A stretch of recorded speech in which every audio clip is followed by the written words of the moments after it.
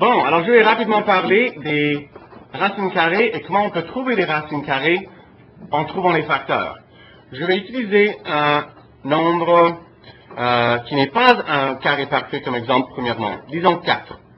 Si on a 4 comme notre exemple et on veut trouver tous les facteurs, je sais que c'est 1, 2 et 4. Donc, bien sûr, 4 est un carré parfait. On voit qu'il y a 1, 2, 3 facteurs.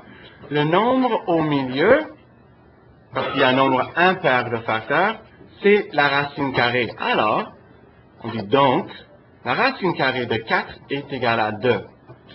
Si je trouve un numéro comme 10, qui n'est pas un carré parfait, je vais montrer comment ça fonctionne.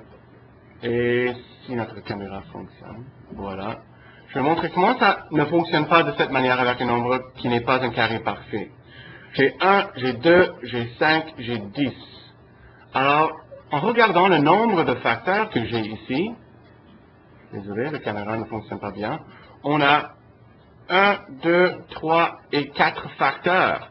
On a un nombre pair de facteurs. Il n'y a pas un facteur au milieu, donc ce n'est pas un carré parfait. Ici, c'est un carré parfait à cause de ces nombres. On a seulement 3 facteurs. Ici, ce n'est pas un carré parfait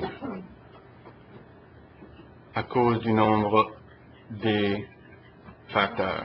Je vais essayer une autre avant de finir ces notes. Disons qu'on a quelque chose comme 36. On sait déjà que c'est 6 fois 6, c'est un carré parfait, alors on attend à avoir un nombre impair de facteurs. 1, 36. 2, 18.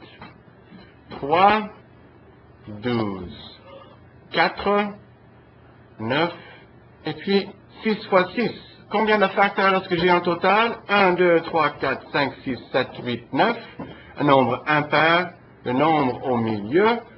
Alors, c'est la racine carrée de 36, c'est 6, et c'est un carré parfait.